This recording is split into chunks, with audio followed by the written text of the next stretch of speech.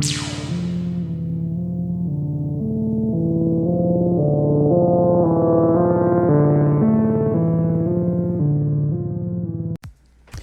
you just see that? Midjourney 5.2 is here and it's coming in with a bang. Midjourney 5.2 can do a lot more than 5 and even 5.1 can even do. Midjourney 5. Said that this model produces more detailed, sharper results with better colors, contrast, and compositions. It also has slightly better understanding of prompts than earlier models and is more responsive for a full range of styles. So you see this picture right here where it has the prompt of a California poppy. You see how clear that is? Now I want you to take a look at this photo from version 5. You see the difference?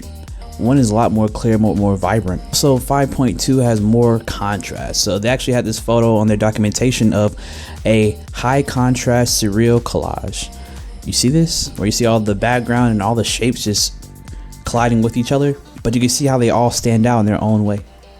That's not only that, 5.2 can do just a lot more. It takes in better prompts. So when you type in a field of poppies, 5.2 can understand that prompt a lot better than the previous models. Not only that, they can give you more accurate depiction of it, as well as a better contrast between the environments.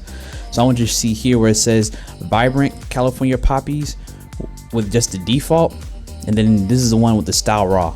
Each one of them gives you like a more unique, more photorealistic versus the default. Also, where you see a high contrast surreal collage, you see how they understand the prompt and show you a whole bunch of contrasting images within it that sticks out on their own. Also, you see one that has a high contrast surreal collage with just a style of raw. You see the difference between just having the raw in there as far as a default and how they interpret it.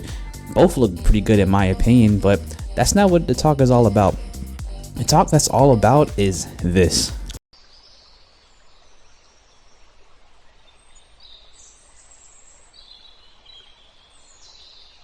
You see that? That right there is what the talk is all about. This ability to create a picture within a picture, zoom in, you see another picture. This has been popular on social media for a long time, but I think this is like the first time we can do this with Midjourney.